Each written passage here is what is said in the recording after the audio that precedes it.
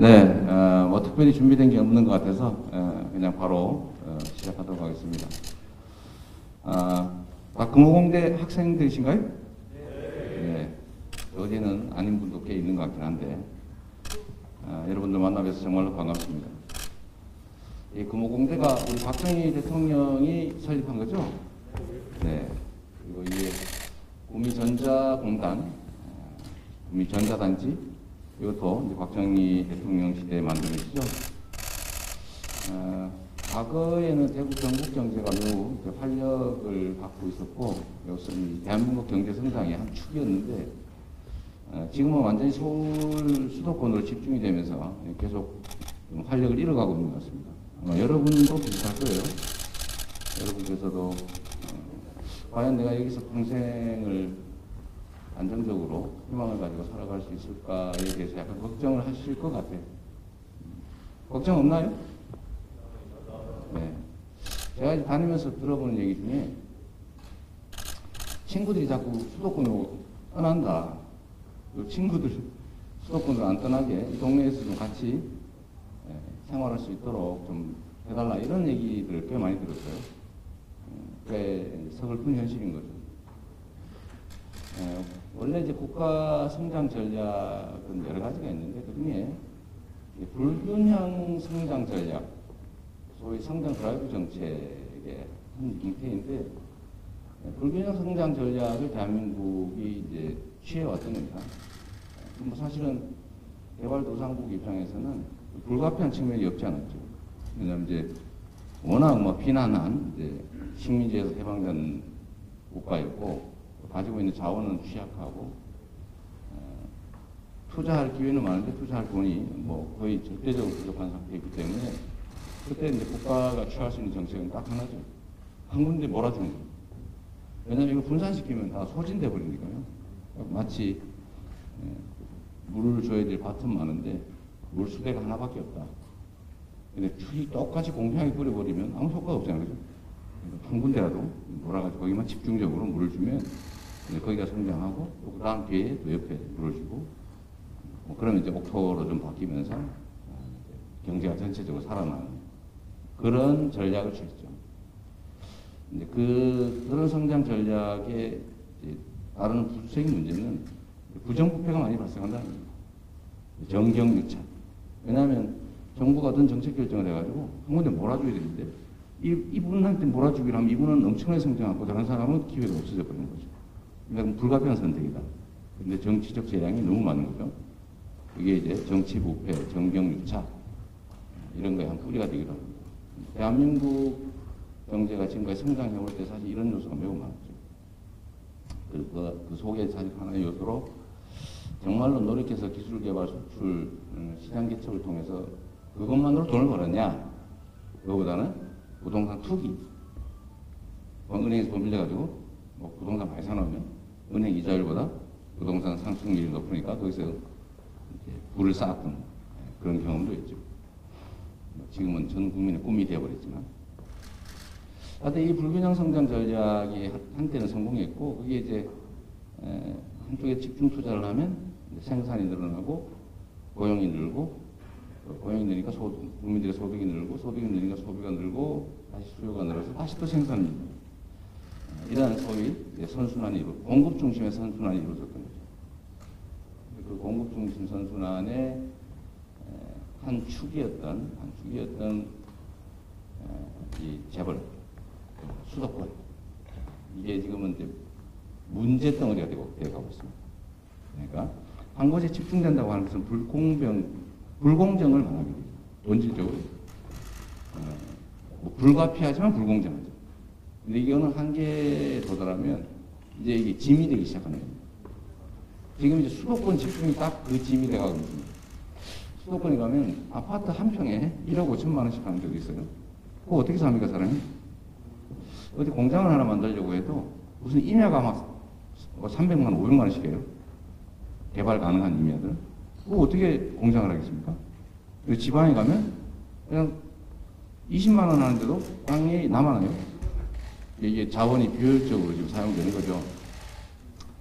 그래서 전체적으로는 이제 불균형 성장 전략, 수도권 중심의 1급 경제 체제.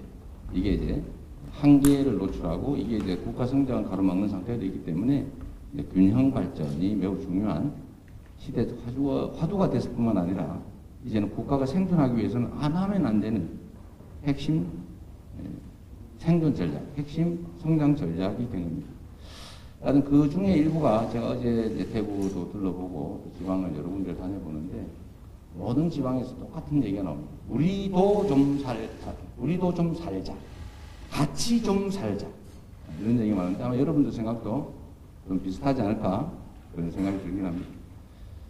여하튼 이제는 이제 공정성을 회복하는 것, 또 지역 간, 남녀 간, 대기업과 중소기업 간, 노동과 자본 간, 정규직과 비정규직 간, 여하튼 우리 사회에 있는 모든 영역에서의 이 불균형을 회복해가지고 공정하게 균형적으로 회복하는 것이 우리 시대의 중요한 과제가 됐고 그 중에 지역 균형 발전도 매우 중요한 과제가 됐습니다.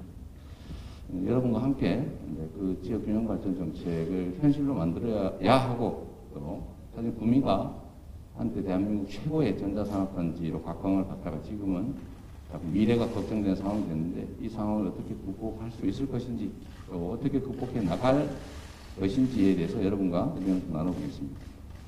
여러분들 뭐 질문은 자유롭게 하시고요. 저는 거기에 대해서 가급적이면 짧게 제가 말을 길게 했더니 별로 안 좋아하더라고요. 결론만 아주 짧게 오해가 생기지 않는 범위 내에서 좀 짧게 말씀드리도록 하겠습니다. 자, 마이크는 준비되어 있나요? 마이크 어디 있어요? 여기서 가지고 빨리 나눠드리세요. 한 줄 하나씩 드리면 되겠네요. 우리 사회자분도 드리시죠? 네. 그래서 여기 한 분, 여기 한 분, 여기 한 분. 마이크 주신 분은 옮겨가면서 앞에 뒤에 자유롭게 할 테니까 거기에 맞춰서 준비를 좀 해주십시오. 자, 질문하시거나 의견을 내실 분 말씀하십시오. 제일 중간에 제일 앞에 분부터 할까요?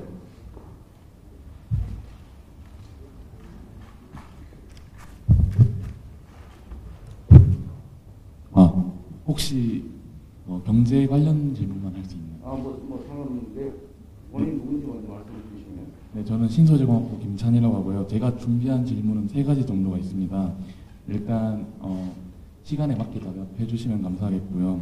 제가 여쭤보고 싶은 거 3가지 중에 하나는 성장 회복은 기업에 달려있다고 하셨는데 일자리 같은 경우를 저희가 볼 때 기업은 규제 철폐와 고용에서 오는 리스크를 줄이고 싶어하고 경쟁을 통한 사원들의 개개인의 경쟁력 확보를 원하고 또 저희 같은 개개인의 경우에는 평생의 경쟁보다는 안정을 추구하는데 성장과 기업의 성장과 노동 문제에서 두 마리의 토끼를 잡을 수 있는 방법이 있는지랑 두 번째로는 이재명의 민주당에 대해서 질문을 할 텐데 기존에 다른 곳에서 이렇게 대담을 하실 때 보면 민주당이 이제 180석의 위력을 활용하지 못한 부분을 답답하다고 하셨다고 들었습니다.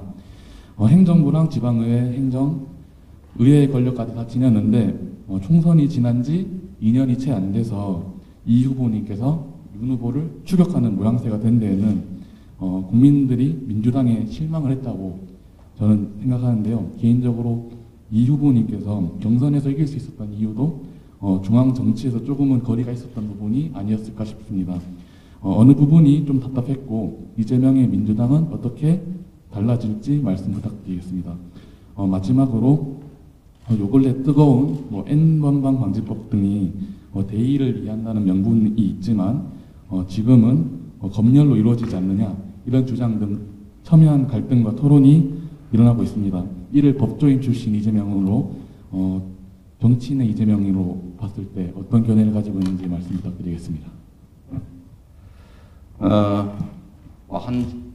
한 시간 이상 대답을 해야 될 중요한 질문을 3개씩이나 해가지고 제가 매우 난처하긴 한데 짧게 몇 가지만 말씀드리도록 하죠. 자, 첫 번째 질문의 핵심은 성장과 노동 존중이라고 하는 게 양립 가능하냐 그런 것 같아요. 또 기업 정책에서 정부 역할이 대체 뭐냐, 규제와 자율의 관계는 대체 어떤 거냐, 어떤 한계가 있느냐 그런 얘기인 것 같아요. 질문하는 건 우리 학생의 자유지만 또 해석은 또 제 자유니까 그래서 이렇게 압축해서 제 의견을 말씀드리도록 하겠습니다. 성장과 노동이 배치되는 것이냐. 사실은 이거는 성장과 노동 말고 더 근본적으로는 소위 분배와 성장의 관계는 상호 대립되는 것이냐. 이거와 사실 연관성이 있습니다. 아까 말씀드렸던 거 연장선인데, 과거에는 투자할 곳은 많은데 투자할 돈이 부족했어요. 그래서 돈을 모아가지고 투자에 집중하면 바로 그게 경제 성장의 결과로 나타났죠. 그리고 거기에서는 당연히 고용도 늘고 소득도 늘고 국가 총생산도 늘어나고 GDP도 늘어나고 이런 선순환, 소위 뭐 과거에 말했던 낙수 효과 시대가 있었습니다. 그럴 때는 이제 고도성장 시대였죠. 또 다르게 말하면. 그럴 때는 분배라고 하는 게 사실은 성장의 저해 요소일 수가 있습니다. 아까 얘기한 대로 분배라고 하는 것은 똑같은 물수대 하나인데 여기서 물 뽑아가 여기저기 뿌려주는 거잖아요. 그럼 효율이 떨어진다. 그런데 지금은 세상이 바뀌었어요. 토대가 바뀌었다. 어떻게 바뀌었냐? 투자할 돈은 남아도는데 투자할 곳이 없는 시대가 됐어요. 이건 어떻게 증명할 수 있냐면 기업들의 부채 비율이 확 떨어졌다. 옛날에 부채 비율이 엄청나게 높았거든요. 뭐 몇백 프로는 기본이었고 보통 천 몇백 프로 이렇게 되는데 요즘은 뭐 50% 아예 없는 그런 회사들도 있어요. 평균적으로 한 150%. 그러니까 이게 또 증명하는 바고 또 하나는 은행 금리가 돈을 빌릴 사람이 많으면 은행 금리는 높을 거 아니에요. 지금 돈을 빌리겠다는 사람이 없어가지고 은행이 마이너스로 빌려준다. 얼마 전까지 한국은행은 0.5% 이자만 내면 돈을 빌려준다. 기준금리가. 근데도 돈이 안 돌아가더라. 안 빌려가더라. 유럽 이런 데는 마이너스로 빌려주겠다. 지금 1억 빌리면 5년 후에 9,500만 원만 갚아라. 그래도 돈을 안 빌려가더라. 돈이 남아도는 시대다. 그 말이죠. 이거는 반대로 얘기하면 수요와 공급이 균형을 맞춰야 되는데 수요와 공급 중에 균형이 맞는 시점까지 성장하는 거 아니겠어요? 근데 공급 역량은 이만큼 뛰어난데 수요 역량이 이만큼 위축되어 있으면 이 경기 침체가 오는 거예요. 이럴 때는 정부의 정책을 어디에 집중해야 됩니까? 수요를 확대하는 데 집중해야 됩니다. 아주 단순하게 보면. 그래서 지금은 지나치게 양극화, 여러분 양극화 문제라고 다 입에 달고 사시잖아요. 그죠? 우리가? 왜 양극화가 문제입니까? 기분 나빠서 문제입니까? 그게 아니죠. 자원이 한쪽에 지나치게 집중돼가지고 효율을 발휘하지 못하더라고요. 쌓여있더라고요. 필요한 사람은 쓰지 못하고 가진 사람은 너무 많아서 못 쓰는 상황. 이게 자원의 효율적 배분을 저해하죠. 그래서 성장이 정체되는 겁니다. 그래서 IMF나 세계은행 같은 국제기구들이 이미 오래전에 10수년 전에 지속적으로 성장하기 위해서는 포용 성장 정책을 취해야 된다. 성장의 기회와 성장의 결과를 공평하게 나누는 것이 지속적으로 자본주의 시장 경제가 성장하는 길이라고 얘기했어요. 이미 오래전에. 근데 우리나라만 유난하게 그 분배를 강화하면 성장이 안 돼요. 복지를 강화하면 경제가 죽어. 라고 하는 옛날 얘기를 시대가 완전히 바뀐 상태에서도 계속하고 있는 거죠. 이거는 경제에 정치가 지나치게 개입했기 때문에 생긴 문제입니다. 그리고 파이를 키울 기회를 우리 계속 놓치고 있는 거죠. 파이를 키워야 부자도 더 많은 부를 쌓게 됩니다. 파이가 점점 작아지면 부자도 생존의 기회가 어렵다. 그래서 아주 단순하게 얘기하면 이런 문제를 걱정한 사람들 중에 대표적인 사람이 빌 게이츠나 마크 저커버그, 페이스북 만들어서 엄청난 돈을 버는 일론 머스크 이런 사람들이 야 이러다 큰일 나겠다. 기본소득을 지급해야 된다. 그래야 시장이 유지된다. 자본주의 시스템이 유지된다. 안 그러면 과도한 집중으로 특정 기업 몇 개만 살아남고 나머지는 다 죽은 다음에 자본주의 시장 경제 질서가 전체적으로 망가진다. 거기서 기본소득을 하자고 한 거죠. 이걸 생각해 보면 성장을 담보하는 것은 지금 현재와 같은 상태에서는 물론 투자 자본이 부족한 저개발 국가 빼고 우리나라를 포함한 선진 국가들은 분배를 공정하게, 성장의 기회를 공정하게, 성장의 과실을 공정하게 하는 것이 성장의 길이라는 것이고요. 두 번째로 거기서 파생된 건데 성장과 제가 기업 중심이냐 노동 중심이냐 그래서 기업 중심, 기업 프렌들리는 반노동이어야 하느냐 친노동은 노동 중심 사고는 반기업이어야 되냐 과거에는 그랬어요. 이것도 틀린 말이 아니었습니다. 노동자들 막 쥐어짜야 됐죠. 농촌도 막 분해를 해야 됐죠. 그래가지고 도시로 노동자를 막 밀어넣은 다음에 농산물 가격을 낮게 유지해야 저임금을 견딜 수가 있죠. 이 모든 정책이 그랬어요. 노동자들의 임금을 억제하고 도시로 노동자들을 많이 밀어넣은 다음에 노동력을 최대한 많이 공급해서 노동력 대가를, 즉 모임을 싸게 주고 기업들이 고용할 수 있게. 그럴 때는 친노동 정책을 하면 반기업적 성격을 갖게 됩니다. 그런데 지금은 그 상태가 또 벗어났어요. 그런 방식의 노동을 억압하는 방식의 기업 활동은 이제 한계 기업이라 그렇지, 첨단 산업이나 아니면 기술 중심의 수출 대기업이나 어쨌든 이게 좀 뛰어난 기업들은 그런 방식의 노무 관리를 해가지고 미래가 없어요. 지금은 노동자들의 창의적인 사고, 자발성, 개성, 또 그에 기반한 혁신, 이런 게 이제 기업의 성장 모멘텀이 되는데, 성장의 토대가 되는데, 기업이 노동자들 막 탄압해가지고 막 말도 못하게 하고, 단결도 못하게 하고, 임금 상승해라고 데모하면 막 경찰 동원해서 탄압하고, 이런 기업이 국제 경쟁에 갖겠습니까? 네, 가지지가 않죠.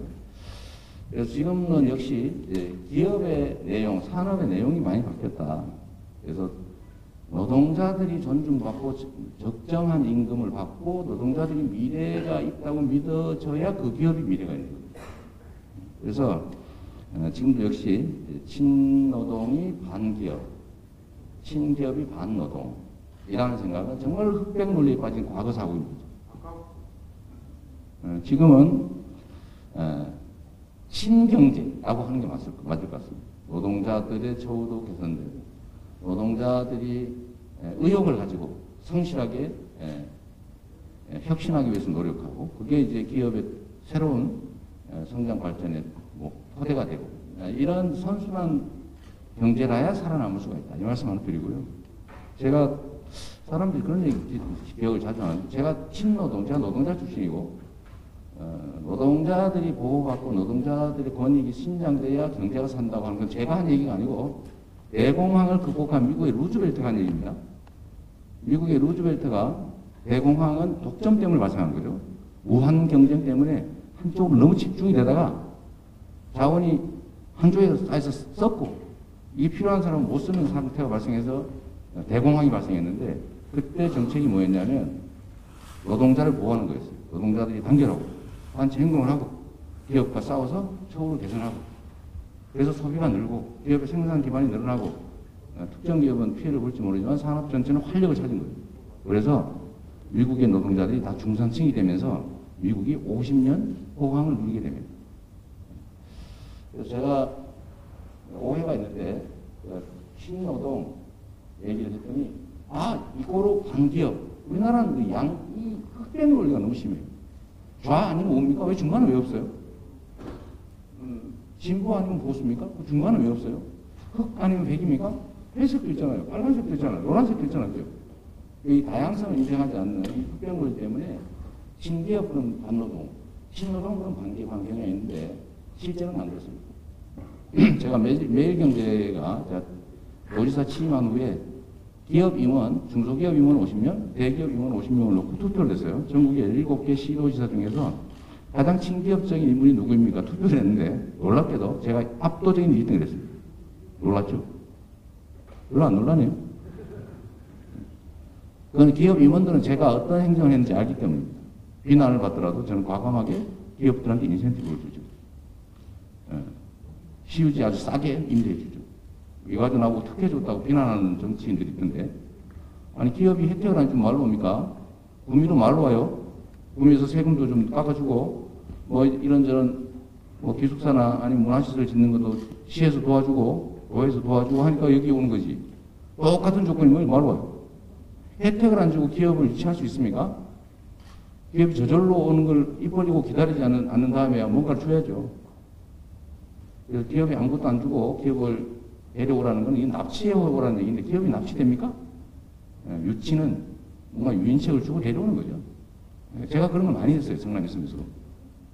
이 지방에 있는 기업들을 한 몇 개 제가 성남으로 끌어오는 바람에 제가 특정 지역에 비난을 받고 있긴 한데, 왜 제가 성남시장이니까 당연히 그래야 되는 거 아니겠어요? 얘기가 좀 길었습니다. 이건 매우 중요한 얘기여서 제가 그렇게 했고요. 어떤 친노동이 반기업이라고 생각하지 말아요. 친노동, 친기업을 통해서 친경제로 가야 된다. 성장의 모멘텀을 새로 만들어야 된다.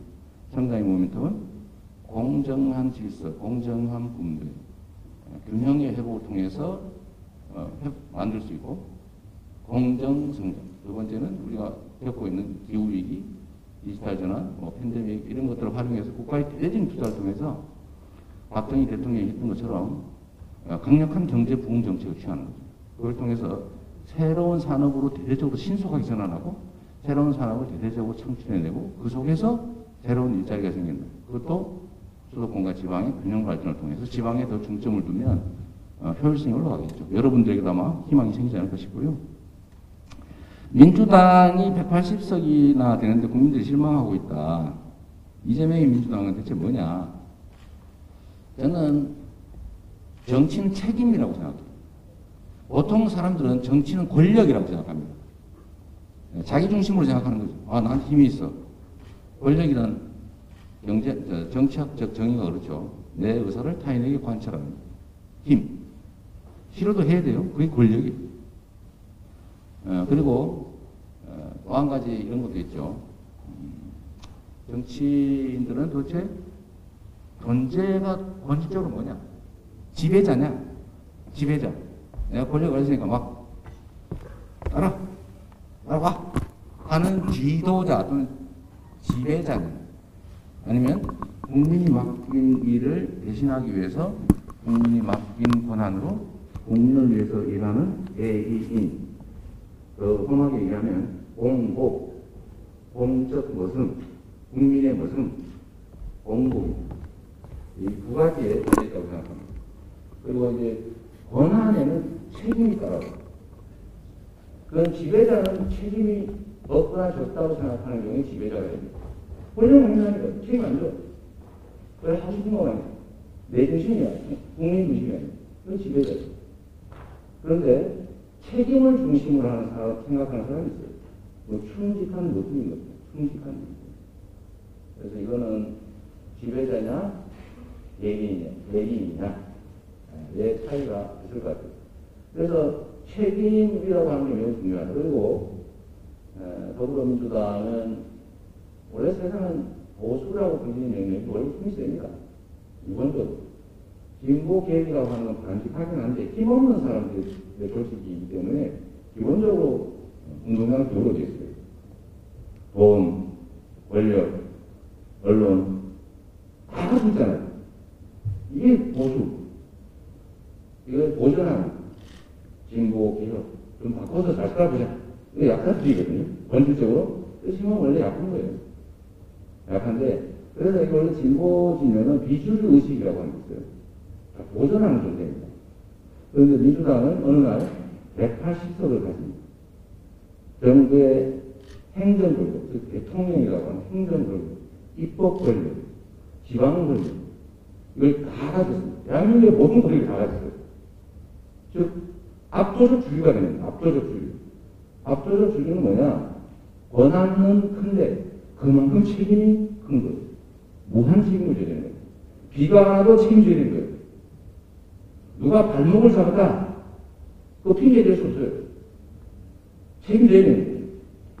제가 한때 착각했던 게, 저도 한때 착각했던 게, 내가 대장동, 국민의힘에서 민간개발업자들 100% 다 주려고 LH에 공공개발하는 거 못하게 막고, 그래서 포기한 것도 하필이면 이재명이가 당선돼가지고, 민간을 왜 개발했냐, 그거를 다 먹냐. 이거 공공에서 100% 환수하겠다 해서 공공개발하는 거를 시의회 병에서 4년 동안 막고, 막 괴롭히고, 그래가지고 결국은 제가 어디 공공개발을 할 수가 없는 상태가 됐으니까, 기회를 박탈을 당했습니다. 그러면 민간한테 기회를 줄 때 내가 70%는 내가 뺏어오겠다. 이래가지고, 예상되는 이익의 70%를 내가 뺏어왔잖아요. 내가 잘했다고 했는데, 저를 막 비난하더라고, 국민들께서. 야촌이 잘못했잖아요. 아니, 야촌이었습니까? 여하튼이. 저는 70% 해줘야 되잖아. 이게 당분간에 최대 수익 한수가 선받아야 그랬더니, 국민들이 자꾸 저를 비난하길래 제가 처음에 이해 못했어요. 그래서 나중에 알게 됐습니다. 저도 정치인이고, 집권 여당의 일원이고, 권한을 내가 가졌기 때문에, 국민이 공공조를 못하게 막고 민간조를 하고 강요를 하고 수년간 괴롭혔을지라도 100% 환수 못해가지고 1조 원 가까운 수익 중에서 3천억을 그다리 가져가가지고 뭐 50억 클럽이니 뭐 100억씩 줬다는 이렇게 한 거 너도 책임있다라고 하면 제가 그렇게 이야기했습니다. 무한 책임을 지는 거죠. 왜냐하면 모든 권한을 내가 갖고 있었어요. 누가 막았다. 그게 네 사정이고 내가 당신한테 일을 맡았을 때는 완벽하게 처리하라고 하는 걸 기대했고 당연한 거 아니에요. 못했어. 그럼 책임져야 돼. 그래서 제가 그렇구나 라는 걸 최근에 체감을 하게 됐습니다. 그래서 민주당도 대한민국의 모든 일을 결정할 수 있는 압도적 주류 세력이 현재는 돼 있기 때문에 밀려나게 생겼죠. 국민들이 그러니까 다 맡겨놨더니 하는 것도 없고 우리가 아프고 힘들다고 뭐 별로 느낌도 별로 없는 것 같고 동감한 것 같고 뭘 하긴 해야 되는데 속도는 느리고 막 복잡해서 죽겠는 거예요. 그래서 뭔지 모르겠지만 여하튼 바꾸자 이렇게 된 거죠. 여하튼 바꾸자. 이재명 뭐 괜찮은 것 같은데 여하튼 너도 됐다. 여하튼 바꿔. 이렇게 되거든요. 그래서 말씀하신 것처럼 180석에 앞으로도 분류가 됐는데도 결국은 국회의원 뭐 5선, 6선 뭐 이런 사람 빼고 영선 국회의원 한 번도 안 해본 영선 윤석열, 영선 이재명을 후보로 뽑아버린 것도 좀 바꾸자 이런 열망의 한 부분이라고 생각합니다. 저희는 바꿔야죠. 민주당도 바꾸고 정부도 바꿔야 된다. 그래서 제가 말씀드렸어요. 이재명은 윤석열이 아니고 이재명은 문재인도 아니고 이재명이 제가 그 말씀을 드린 겁니다. 새로운 정치, 새로운 세상, 새로운 나라를 만들어야 돼요. 국민들에게 새로운 꿈도 만들어드려야 돼요. 새로운 기회도 만들어드려야 돼요. 도전할 수 있는 세상도 만들어야 돼요. 우리 청년들이 기회가 적어가지고 친구하고 경쟁을 하는 게 아니라 궁지에서 떨어지면 죽는데 누가 궁지에 떨어져 죽을 거냐를 놓고 전쟁을 벌이고 적이 되어버린 상황을 바꾼 기회가 넘치는 그래서 전쟁이 아니라 경쟁을 하고 경쟁에서 비록히더라도 그 다음에 기회가 있는 그런 세상을 제가 만들려고 합니다. 그게 진정한 변화가 아니겠냐 그런 생각을 합니다. 거기에 우리 민주당도 저를 뽑았으니 저의 철학과 가치와 비전에 맞춰서 민주당도 변해야 돼요. 그 핵심이 뭐라고요? 기인해, 기인. 책임을 이행해야 된다. 또 무한 책임을 지는 것이다. 남 탓하지 말고 핑계 댈 수 없다. 국민이 원하고 필요한 일을 발목을 잡으면 최대한 토론하고 논쟁하고 설득하되 안 되면 아유 얘가 발을 잡는데요. 그러고 세월을 보내면 안 되죠. 그거 하라고 다수결 의석을 준 거 아닙니까? 그리고 그 결과에 책임지는 거예요. 뭐 비난하면 비난을 받아요. 잘못됐으면 당연히 정권 내놔요. 잘못됐으면. 책임져야 되니까. 다 했으면 갈 수가 없는 거죠. 근데 그게 두려워서 아무것도 안 한다든지, 눈치나 보고 세월을 보낸다든지, 야당이 잘못 잡았다고 핑계나 대고 아무것도 안 하고 있다든지, 이렇게 하면 안 되는 거죠. 그러지 않는 방법으로 가려고 합니다. 이 세 번째가 제일 곤란한 질문인데, N번방 규제에 관한 법률이 이제 시행된다. 근데 이게 보니까 사전 법률 비슷한 거 아니냐고 반발하는 것 같은데, 저는 그렇게 생각하지 않습니다. 표현의 자유 좋아요. 표현의 자유. 언론 표현의 자유 좋습니다. 언론의 자유. 모든 자유와 권리에는 한계가 있죠. 본질적 관계와 법률적 관계가 있습니다. 본질적 관계. 내가 권리가 있으면 다른 사람에게도 권리가 있다. 권리만큼 의무가 따른다. 권한의 책임이 따르는 거죠. 내가 즐겁자고 하는 일이 타인에게 고통을 주면 안 되는 거죠. 누군가의 미래를 침해하고 누군가의 미래에 녹취를 하고 누군가에게 고통을 가하는 일은 내가 그걸 이용해서 내 자유와 권리를 주장할 수는 없는 거죠. 두 번째, 법률의 한계가 있는 겁니다. 우리가 합의했잖아요. 우리가 합의를 했으면 그 합의에 우리가 따라야죠. 대인 이주 국가 아닙니까? 자, 국회에서 법을 만들었으면 그 경위야 온갖 논쟁이 있었겠지만 일단 우리가 합의했으면 꼭 합의를 따라야죠. 규칙을 따라야죠. 법을 따라야죠. 법을 거치기 전까지 우리가 합의된 법은 지킨다. 이 기본 아니겠어요? 표현의 자유도 이제 그 두 가지 한계가 있는 것이고, 그래서 언론의 자유도 마찬가지로 얘기하는 겁니다. 언론이란 민주주의 특히 개인 민주주의 체제에서 주권자들의 판단을 제대로 확인하지 않는 그런 기본적인 정신가 보호해야 된다. 함부로 탄압하면 안 된다. 맞는 말이죠. 그런데 헌법이 보호하라고, 자, 헌법이 민주주의 체제를 보장하라고 언론의 특권과 그 보호를 했더니 그걸 이용해가지고 가짜 뉴스를 퍼뜨려가지고 자기 이익을 도모하면서 국민들의 판단을 흐리게 해요. 민주주의 체제를 위협하는 거 아닙니까? 자, 아까 얘기했죠. 권한에는 책임이 따른다. 권리에는 의무가 따른다. 더 호되게 책임을 물어야 되는 거예요. 내가 댓글에다가 내 개인으로 막 이재명이가 뭐 어떻게 해서 가짜로 막 썼어요. 왜 이래? 이렇게 비난하는, 혼나는 정도 끝날 수 있지만, 언론의 이름으로 가짜 뉴스를 부언하게 이재명이 어디서 돈을 받았어. 이런 거 쓰는 거는 국민의 판단을 흐리는 행위고 민주주의 체제를 위협하는 것이기 때문에 엄정하게 제재해야 된다. 마찬가지죠. N번방 음란물 문제도 누리는 자유에 비해서 다른 사람이 피해를 입으니까 또 사회 질서에 반하는 거면 하면 안 되죠. 자, 너무 중요한 얘기를 많이 해요. 시간을 많이 버리는데 다른 분은 어디 오른쪽에 할까요? 오른쪽 이 라인에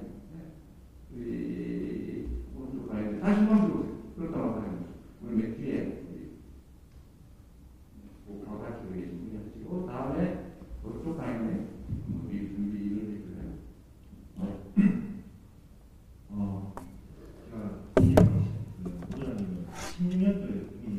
아, 그렇군요. 네네.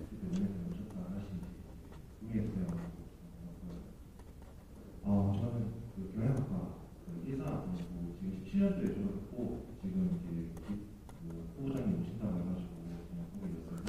8년째 대학을 다니시는 건 아니고요. 아니죠. 17년도에 네네네. 지금 이제 오늘 오신다고 하셔가지고. 아, 네. 저는 이제 구미에서 이제 계속 자라나고 있었고 졸업도 이제 구미에서 대학교 마쳤고 그리고 첫 직장도 구미에서 나왔습니다. 근데 제가 이제 느낀 점은 사회에서 느낀 게 제가 구미에서 일하다가도 공부라든지 이런 캠퍼가 줄어드니까는 사무소가 폐쇄돼가지고 제가 이제 경기도에서 올라갔었고 그러다가 다시 구미로 내려와가지고 직장 생활하고 있는데 제가 느낀 점은 가면 갈수록 계속 지방이 죽고 있다. 저는 다른 것보다 제가 가진 후보님이 말씀하셨던 지방에서도 충분히 할 수 있다.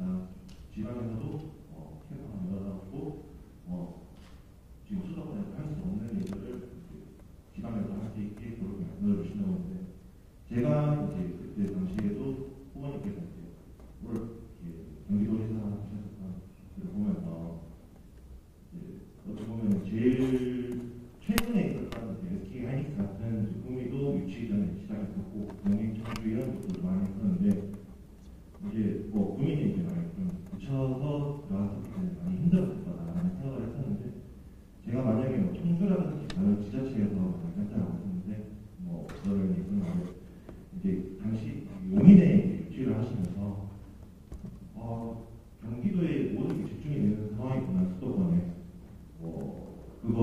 그게 후보님이 탓하는 게 아니라 후보님도 아까 말씀하셨듯이 그 위치에서 하셨다는 그 충분히 하셨던 거라고 생각하는데 이제 저희 청년들이라면 아니면 제가 졸업생 입장으로서 후배들을 얘기해서 말씀드릴 수도 있는 게 지방에 일자리는 있습니다. 일자리는 있는데 그만큼 양질의 일자리가 있는 것이 아니라 다 수도권이라든지 이런 대도시 수도권이었다 보니까는 저희도 여기에서 이제 터전을 바꾸고 싶은데 다 수도권으로 물려가야 되는 상황이고 또 지금 현재 만들어진 공공대도 이제 저희 꿈이라든지 아니면 지역 산단의 이 인력을 보급하기 위해서 만들어진 거점 대학교인데 계속 이렇게 수도권이라든지 다른 타지로 가다 보니까는 그런 큰 문제점이 있다고 생각합니다.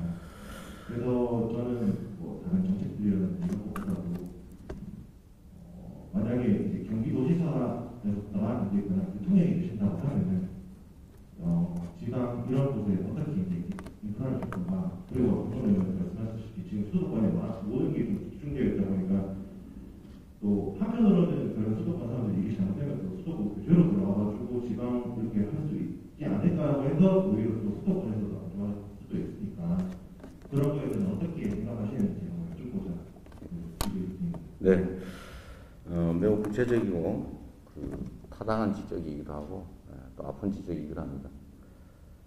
첫 번째로 균형 발전 정책이 필요하다. 이제 수도권과 지방 간의 균형을 회복해야 된다고 하면 그럼 수도권 싫어하지 않을까? 보통 여러분 그렇게 생각하시죠. 정치인들이 대체적으로 그렇게 생각합니다.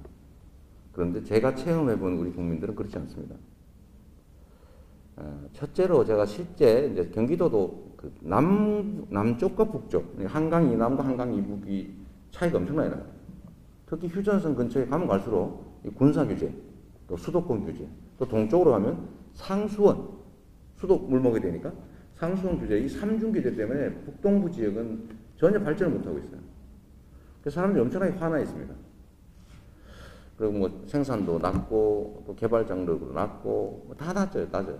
그게 세금도 적고, 지방 기초단체, 기초지방정부들도 취약하고. 남쪽은 뭐, 진짜 하루가 되게 발전하죠. 그래서 제가 이건 문제 있다. 북부에 기업들이 예를 들면 어쩔 수 없는 규제가 있으니까 그 안에 기업들 보고 너 손해보고 가라고 할 수는 없는 거죠. 그러나 공공 영역에서 할 수 있는 건 있다. 첫째로 재정을 많이 투자한다. SOC 개발 예산, 뭐 도로, 뭐 등등. 이거 북쪽에 많이 투자한다. 또 공공기관, 그거는 공무원에 준하는 거니까 다 북쪽으로, 동부 쪽으로 최대한 옮긴다. 이런 걸 해봤는데 표가 별로 안 떨어져요. 표가. 그러니까 지방 균형 발전을 위해서 할 수 있는 게 뭐냐? 뭐 간단히 얘기하면 정부가 가진 역량을 지방에 더 많이 투자하는 거예요. 재정, SOC 투자, 공공기관 배치, 교육기관 배치. 제가 이거 교육기관에서 좀 황당한 걸 발견했는데 같은 국립대인데 서울에 있는 국립대가 1인당 교육비 지원이 훨씬 많습니다. 이상하지 않습니까? 원래 지방을 더 해줘야 되는 거 아니에요? 근데 이것도 옛날에는 소위 말하면 아주 험하게 얘기하면 몰빵, 한 군데 다 집중한다. 이 정책, 그 정책의 그 유산 같은 거죠. 여전히 그러고 있는 거예요. 사실은 안 보이는 데서. 이런 것들을 고치면 된다. 고치는 것에 대해서 국민들이 반발하거나 왜 내 걸 뺏어가는 거야? 경기도의 남쪽 주민들이 화를 내거나 그러지 않습니다. 경기도에 제가 취임한 후에 SOC 투자 예산은 원래 북쪽이 인구도 350만 밖에 안 되고 남쪽이 1000만이기 때문에 남쪽이 6, 북쪽이 4, 6대 4였어요. 제가 취임한 후부터는 이게 바뀌어가지고 북쪽이 6, 남쪽이 4입니다. 북쪽에다 90만이 투자하고 있는 거죠. 도로니, 뭐 공공시설이니. 그런데도 남쪽에서 저보고 이재명 저 북쪽만 도와줘. 찍지 말아야지. 이게 남쪽의 지지율이 떨어지거나 그러지 않았습니다. 제가 수도권 시장과 기초단체장, 광역단체장을 지금 11년쯤 하다가 제가 대선 후보로 불려 나왔죠. 근데 왜 저를 대선 후보로 우리 국민들이 찍어줬을까요? 잘하니까. 제가 뭐 얼굴이 잘생겼습니까? 뭐 가진 돈이 많습니까? 무슨 폼이 나는 뭐 엄청난 경력이 있습니까? 뭐 조직이 있습니까? 우리 김영건 위원장 많이 도와주셨지만. 응? 그런데 국민들께서는 저를 선택해 주셨어요. 당원들이 저를 선택했습니다. 이유는 일 잘하더라. 맡겨놓으니까 우리의 삶이 바뀌더라. 경기도 사람 부러워. 성남 시민 부러워. 야, 우리도 부려먹자. 이런 게 아마 제일 큰 영향이었을 거예요. 제가 성남시장 경기도지사를 하면서 취임한 첫 날부터 지금까지 균형 발전해야 된다. 지방 우선 투자해야 된다. 라고 얘기했는데 저를 계속 뽑아주더라고요. 그건 우리 국민들의 위대함이에요. 우리 국민들 그렇게 수준 낮게 나 안 줬어? 나빠. 불합리하지만 내가 더 많이 가져야 되겠어? 이러지 않습니다. 전 세계에서 아마 공리의식이 가장 높은 국민이 아닐까 싶어요. 마스크도 안 주면서 마스크 쓰지 않으면 집에서 나오지 마세요. 그러니까 진짜 새벽에 자기 돈 들여서 마스크 살려고 줄 서가지고 2시간 줄 서서 마스크 한 개 2,500원씩 주고 쓰고 밖으로 나오는 이 위대한 국민들입니다. 그래서 국민들을 믿자. 그런 면에서 균형 발전 정책을 취한다고 해서 정치적 지지가 떨어지지 않으니까 제대로 하면 마음 먹으면 얼마든지 할 수 있다. 문제는 그런 마음을 먹을 철학과 가치와 비전이 있냐 없냐예요. 저는 확고하죠. 그 점은 분명히 말씀드릴 수 있습니다. 자, 이거 얘기하는데 제가 사실은 그 지방에 제가 성남시장 경기도지사를 했기 때문에 저는 그렇게 생각해요. 내가 맡은 영역에서 최선을 다한다. 제가 사실 울산에도 좀 못할 짓을 했어요. 울산에 현대중공업 R&D 센터가 있는데 성남시에 있는 시유지를 수십 년 장기 저리로 빌려줘가지고 거기다 R&D 센터를 짓고 있습니다. 그러니까 울산에서 근무하던 현대중공업 연구원들이 성남 분당으로 온 거예요. 제가 만약에 국가 정책을 했다면 이거에 대해서 그렇게 애쓰지 않았을 텐데 저는 성남시장을 했습니다. 시유지가 놀고 있으니까. 법에 따라서. 그래서 특혜 줬다고 우리 야당에서 나 비난하던데 그런 걸 줘서라도 놀고 있는 땅 뭐합니까? 그래서 R&D 센터 5,000명 근무하는 R&D 센터를 지으면 일단은 동네 매출 올라가고 세금 많이 늘어나고 뭐 상권 활성화되고 다 좋잖아요. 근데 이제 울산이나 또 현대중공업의 R&D 센터들이 있는 곳은 손해를 보겠죠. 제가 만약에 국가 경영을 했다면 울산이나 지방에 그걸 유지해도 될 정도의 연구원을 구하기 어려워서 사실 그렇게 하는 거예요. 왜냐하면 수도권에서 연구원을 구하기 쉽다. 고급 인력을. 그러니까 지방에서도 구할 수 있는 조건을 쫙 만들어주고 지원해주면서 여기서 하라고 했겠죠. 그럼 저는 성남시장이었으니까. 제가 경기도지사 하면서 또 하나 부산에서 뭘 하나 제가 유치를 했는데 웨이브 파크라고 인공 서핑장입니다. 세계 최대 규모예요. 근데 부산에서 2년 6개월 동안 맨날 심사만 하느라고 맨날 안 된다고 그러더래요. 이거 해결하면 이거 또 이거 안 된다고. 이거 해결하면 또 이거 안 된다고. 또 그다음 하면 또 이거 안 된다고. 이걸 2년 6개월을 하고 있다는 소문을 제가 듣고 그냥 우리가 다 해결해 준다. TFT를 만들어가지고 시흥시에 마침 못 팔고 골치 아픈 땅도 있어서 수자원공사 시흥시 경기도 TFT 만들어가지고 지금부터 무조건 그 단일 컨트롤 컨트롤 팀에서 다 처리해 준다. 그래가지고 결론은 인허가 해주고 땅 사고 건축허가 무슨 시설 허가하고 공사 착공해서 짓고 하는데 2년 만에 끝내버렸어요. 그래서 작년 10월에 개장했습니다. 그러니까 그런데 부산에서 황당한 거예요. 제가 10,000명이 넘게 고용되는 엄청난 새로운 일자리인데 경기도 시흥시로 뺏겨버린 거예요. 예, 이런 거. 이건 사실은 관심과 정성이 부족이었던 거죠. 어쩌면 역량의 문제이기도 합니다. 안 되는 이유만 찾으니까. 우리는 되는 이유를 찾아내요.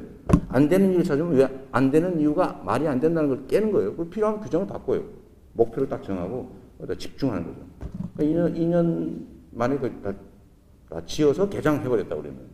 안 되는 인허가 되냐만 해도 2년 6개월 싸웠는데.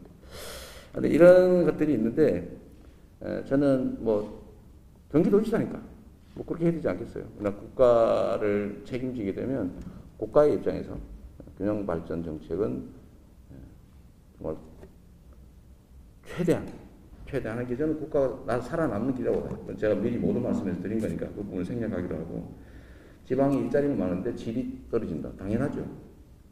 소위 한계 기업들만 있고 저임금 주는 외국인 노동자 써야 겨우 유지하는 그런 기업들만 남아있으니 그 밭을 바꿔야 되겠죠. 산업도 전환하고 고효율 산업을 바꿔내야 되고 지방에서도 기업 활동을 해도 이익이 있을 수 있도록 만들어줘야 되겠죠. 그게 바로 정부의 역할 아닙니까? 일자리는 정부가 만드는 게 아니라 기업들이 만드는 것입니다. 그래서 기업들이 기업 활동을 쉽게 효율적으로 할 수 있도록 조건을 만들어내는 게 정부가 하는 일이죠. 기업이 성장하면 일자리가 만들어지죠. 또 기업의 질이 첨단 산업으로 전환되고 예를 들면 생산성 높은 기업으로 성장하면 거기서 질 좋은 일자리가 만들어지겠죠. 근데 그 조건을 만들어내는 게 정부 역할이고 특히 이제 미래 속도가 빠른 이 미래 사회에는 규제 합리화라고 하는 게 매우 중요하다. 관료가 모든 걸 다 알아가지고 다 예측해서 그래 이것만 해라. 그 외에는 못해. 근데 저렇게 요즘 안 그렇죠. 세상이 너무 빨라가지고 관료가 모르는 게 너무 많아요. 그래서 바꿔야 된다. 확실하게 위험한 이거 빼고는 이건 못해. 이거 하면 안 돼. 외에는 다 해라. 근데 문제가 생기면 그때 가서 사후 규제하겠다. 이렇게 해야 기업들이 자유롭게 혁신하고 기술 개발하고 시장 개척하고 하겠죠. 근데 그게 정부의 역할이다. 이런 말씀드립니다. 지방이 소멸하지 않게 하는 것은 이제는 배려의 문제가 아니라 국가 생존의 문제다. 그런 생각을 실천을 해야 되겠죠. 자, 이번에 이쪽에. 네. 이쪽에 아무나 마이크 드신 분 가까운 쪽에 들으세요. 그래요. 짧게 제가 얘기하도록 할게요. 자, 질문이 막 부먹이냐 찍먹이냐 이런 거 물어보면 내가 금방 대답할 텐데, 좋아하는 노래 뭐냐? 뭐 이런 거 물어보면 내가 금방 할 텐데, 이런 막 심각한 문제를 물어보니까 제가 그냥 슬쩍 넘어가면 이상하지 않겠어요? 이해 부탁드립니다. 네, 말씀하십시오. 네, 기계공학과 이분기가 아닙니다. 관련해서 한 정부는 탈원전 기조를 진행하고 있습니다. 후보님께서는 이와 관련해서 바꿀 생각이 있으신지 여쭤보고 싶은데, 제가 이렇게 질문 드리는 이유는 정부에서도 탄소 중립을 치면서 전기차를 들여주고 하는 그런 사업이 있습니다. 근데 제가 생각하기에는 과연 전기를 만들 때 있어 화석 연료를 계속 만드는 게 과연 전기차가 깨끗하다고 말할 수 있는가라고 생각을 합니다. 이와 관련해서 좀 환경도 크게 오염시키지 않으면서 대량의 전기를 얻을 수 있는 게 원자력 발전이라고 생각을 하고, 그리고 원자력 발전 사업이 탈원전을 하면서 좀 흔들흔들거리거든요. 그와 관련해서 방송국도 흔들리고, 이와 관련된 공소기업이나 공영기업도 흔들리고 있다고 봤습니다. 이와 관련돼서 부모님의 의견은 어떠한지. 네. 이것도 엄청나게 많은 쟁점들을 좀 포함한 질문이어서 매우 어렵긴 한데 가능하면 짧게 한번 정리해 볼게요. 그러니까 화석 연료를 이용해서 생산한 전기로 전기차를 운영한다는 게 대체 친환경적이라고 할 수 있는 것이냐? 그건 맞는 말이죠. 천연가스를 분해해 가지고 만든 수소로 에너지를 충전받아서 기계를 운영하거나 차를 운영하는 것이 이게 친환경적이라고 할 수 있냐? 탈탄소 정책이라고 할 수 있냐? 맞는 말이죠. 그래서 보통 이제 우리가 수소를 그레이 수소 또는 뭐 블루 수소, 그린 수소 이렇게 분류를 해요. 완벽하게 화석 연료를 사용하지 않는 거, 화석 연료를 사용하되 그래서 발생하는 만큼 탄소를 포집해서 없애는 그 수소, 그다음 그런 거 없이 그냥 화석 연료를 이용해서 만드는 수소 이렇게 분류를 하죠. 그리고 가장 친환경적인 것은 재생 에너지로 만든 수소가 가장 바람직하죠. 문제는 이게 재생 에너지를 생산할 때 우리의 관념이 뭐냐면 돈이 많이 든다. 태양광, 풍력, 바이오매스, 지열, 조력, 하여튼 등등. 생산 단가가 높다. 이게 우리의 고정관념이에요. 그러니까 원자력 해야 된다. 화석 연료를 대체하려면 원자력 볼 수가 없지 않냐. 재생에너지 너무 비싼 거 어떻게 기업이 감당하란 말이냐. 맞는 말이죠. 그러나 그건 현재 상태에서만 맞는 얘기죠. 현재 상태 우리나라에서만 맞는 얘기다. 이미 유럽이나 이런 데 태양광 그 다음에 풍력 발전이 많이 발전한 나라, 그러니까 이전부터 탄소를 줄여보려고 재생에너지에 집중했던 나라들, 무려 이명박 대통령 때도 이걸 한다고 말은 했는데 안 했어요. 박근혜 대통령 때도 이거 한다고 해놓고 말은 안 했어요. 계속 탄소량 소비량이 늘었어요. 이제 와서 줄이려고 하는 게 너무 힘든 겁니다.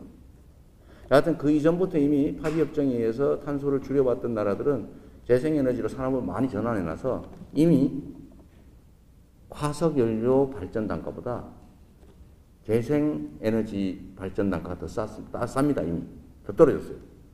이미 유럽은. 그리고 10년 이내에 재생에너지의 생산 원가가 원자력 전기 생산 에너지보다 생산 단가보다 더 떨어질 거라는 예측이 일반적입니다. 10년 안에. 놀랍지 않습니까? 그런데 원전을 계속 지어야 되냐? 라는 문제가 하나 있는 거죠. 원전 하나 짓는데 한 10년 걸리거든요. 그때는 아마 재생에너지 가격이 역전해 버릴 거다. 그 점이 하나 있다는 거 말씀드리고요. 그 다음에 원자력 에너지를 과연 재생에너지로 쳐줄 거냐? 우리가 보통 이제 R200 이런 얘기하죠. 재생에너지 100%로 생산하는 물건만 사겠다. 재생에너지 100% 생산된 에너지만으로 생산된 부품만 사겠다. 이런 글로벌 기업들이 지금 수백 개가 됐어요, 벌써. 이럴 때 과연 원전을 재생에너지로 쳐줄 거냐? 논쟁이 지금 심한데 안 쳐줄 가능성이 훨씬 높습니다. 그죠? 왜냐하면 인류 지구에 위협을 가하는 생산 방식인 건 똑같거든요. 탄소도 문제지만 핵 폐기물을 그거 어떻게 처리할 겁니까? 그 사고 나서 후쿠시마처럼 위험하게 수십 년에 한 번씩만 사고 난다 치더라도 체르노빌, 후쿠시마 혹시 이 간극 사이에 한 번이라도 사고가 더 나버리면 엄청난 이 피해를 비용으로 계산하면 그 비용이 얼마나 크겠어요? 위험 비용. 그 다음에 이게 수만 년 가지 않습니까? 수백, 수천, 수만 년을 가는데 이 폐기물이 이거 어떻게 처리할 거예요 나중에? 그 후손들 보고 그 비용을 어떻게 감당할 겁니까? 그러면 안 되겠죠. 이런 문제들도 있다. 그래서 저는 탈원전과 관련된 정책, 원전 정책 관련해서는 문재인 정부에서 이름을 탈원전이라고 했는데 소위 말하면 탈원전이 아니고 탈원전은 원전 다 없애버린다 이렇게 생각하는 경향이 있는데 감원전 정책으로 그 표현을 좀 바꿔야 된다. 감. 원전을 줄인다. 어떻게 줄이냐? 만들고 있는 거 다 만들어. 그리고 운영하고 있는 계속 운영해. 그러나 기간이 지나면 그때부터는 다 쓸 때까지 쓰고 그 사이에 시간이 수십 년의 여유가 있으니까 그 사이에 재생에너지로 다 전환을 해가자. 그럼 어디까지 지을 거냐? 착공한 건 진짜 아까 결정된 거죠. 설계했던 거를 질 거냐 말 거냐 가지고 싸움이 난 겁니다. 한울 3, 4, 5기. 저는 그 문제는 정책 결정이란 두 가지 요소가 있는데 하나는 그 정책을 결정해야 될 당시의 상황, 예측되는 미래 상황, 이 상황을 고려해야 되고 두 번째는 결국은 주권자인 국민의 몫이니까 주권자의 의사, 소위 국민들의 의사를 존중해야 된다. 이 측면에서 저는 재평가를 한번 해볼 필요는 있겠다. 이미 안 하기로 했으니까 끝까지 안 한다 하지 말고 그것도 뭐 고집이니까요. 그렇게 생각합니다. 네, 이번에는 마이크 드신 분 마음대로 하나 드리십시오. 거의 다 끝나가네요. 시간이 몇 시까지였어요, 예정이?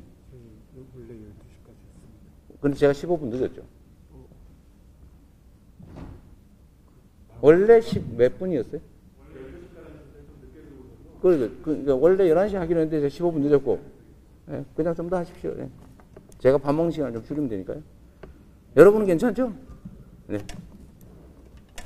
저는 전자공학부에 재학 중인 황석진이라고 합니다.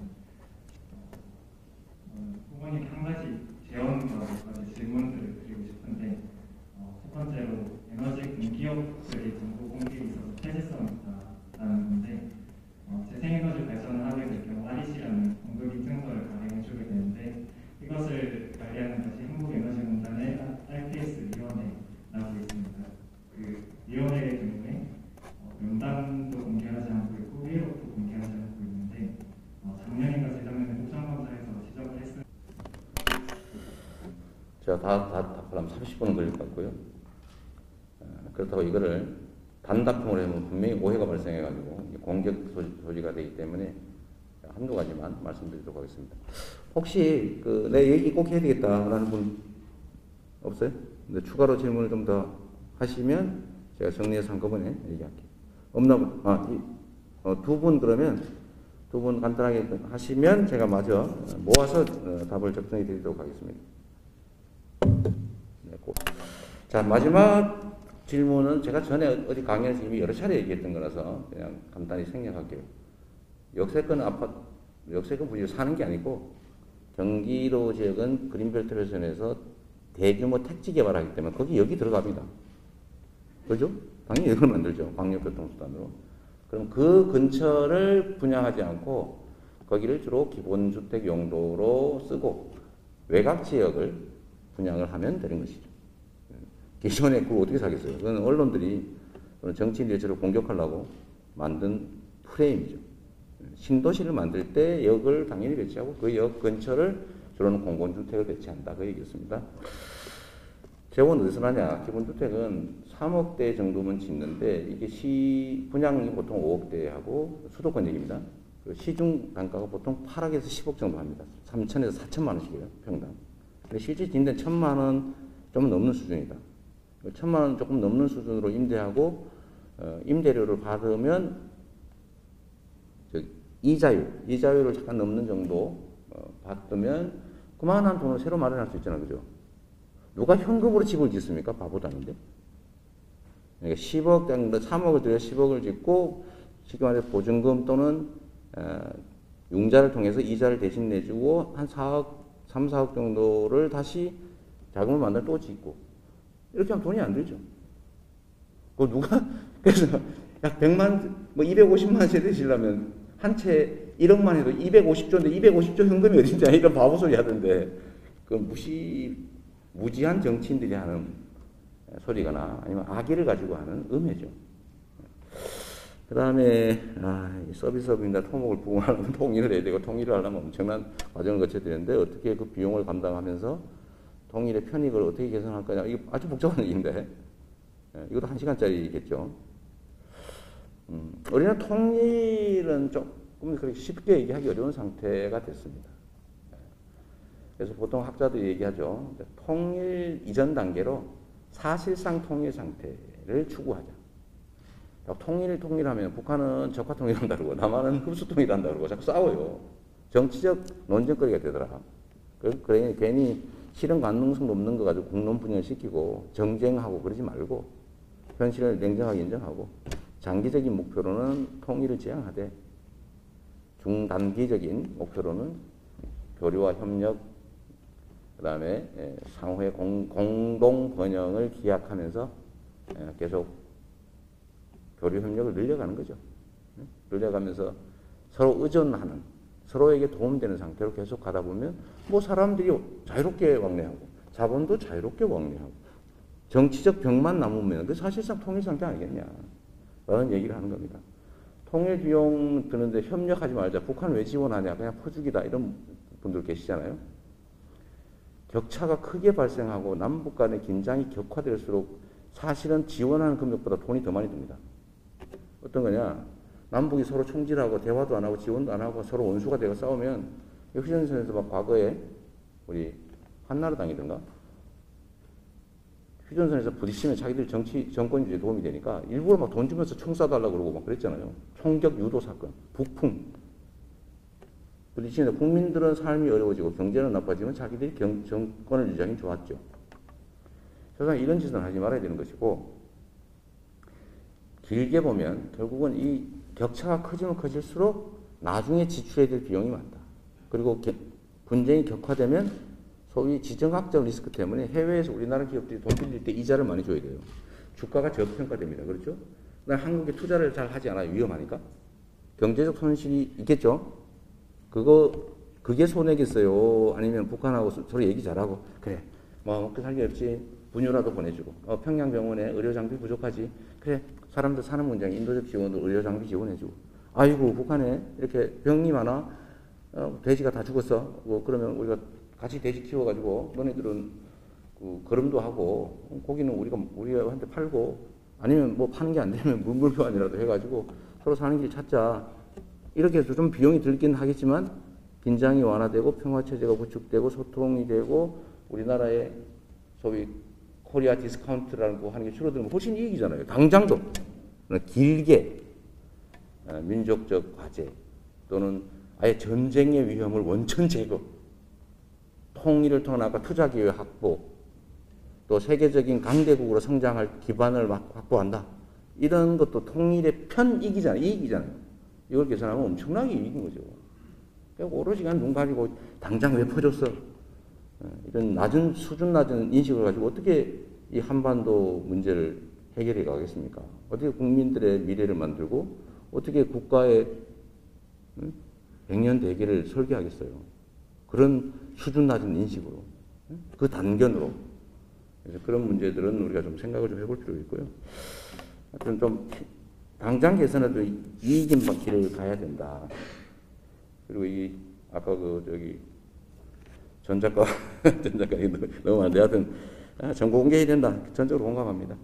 그리고 폐쇄성을 극복해야죠. 모든 사람들이 투명하게 정보에 접근하고 그 안에서 공평하게 기회를 누리고 국가가 가진 자원들을 제대로 효율적으로 사용할 수 있게 해야 되겠다.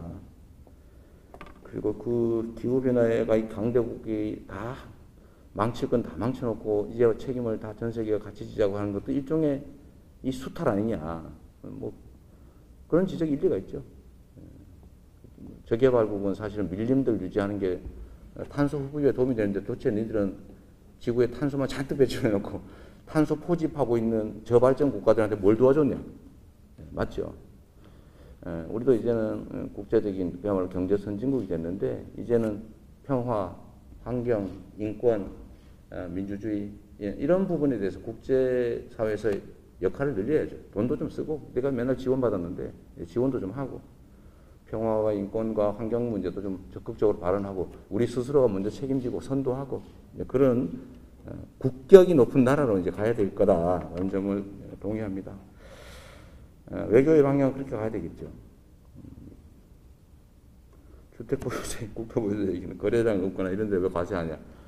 여러분 세금만 생각해서 그런 것이지 우리나라는 토지를 사놓으면 세금이 워낙 낮기 때문에 한 100년 지난 다음에 우연히 집값, 땅값이 오르더라도 이익인 그런 이상한 나라입니다. 이 호주 같은 데는요, 땅 안 사요. 하지 그만하라고 자꾸 그러셨는데. 하여튼 이거는 제가 구상한 거는 세금을 걷자는 게 아니고 토지에 대한 부담을 늘려서 투기가 어렵게 만들자. 부담을 공정하게 해서 그 부담을 공평하게 나누면 토지 이익 배당이라는 게 가능하고 결국은 그러면 양극화도 완화하고 꼭 필요한 사람은만 부동산을 보유하고 공평하게 수익을 나누니까 거의 대부분은 이익을 본다.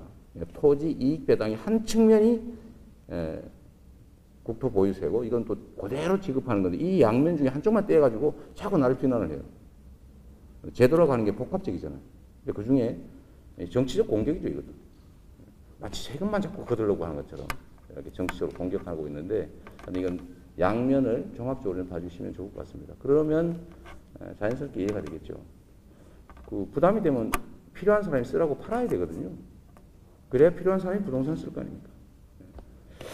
자, 이걸로 제 얘기는 좀 마쳐야 될 것 같아요. 자꾸 뭐 시간이 지연됐다고 우리 참모들이 막 와가지고 막 계속 압박을 하는데 여러분들하고 좀 길게 다양하게 말씀을 나누고 싶습니다만 어쨌든 뭐 저를 시험 보는 건 아닐 테고 우리가 어떤 문제들에 대해서 공감하는가 서로 어떻게 이 문제에 어떻게 생각하는가를 의견을 나누는 공감하는 자리로서 매우 의미 있었다고 생각합니다. 여러분들 뵙게 돼서 너무 반갑고요. 우리 금호공대 전통을 자랑하는 훌륭한 학교 아닙니까? 대구 경북 지역의 전자산업을 이끌었던 중심 대학으로 앞으로도 더 발전하고 자부심 가는 학교가 되길 바라고요. 여러분도 굳이 서울 수도권 안 가고 아까 갔다 왔다던데 이 지역에서 여러분의 희망도 찾고 미래도 함께 설계하는 그런 균형 잡힌 나라가 되기를 기대합니다. 저도 노력하겠고 여러분과 함께 하겠습니다. 고맙습니다. 감사합니다.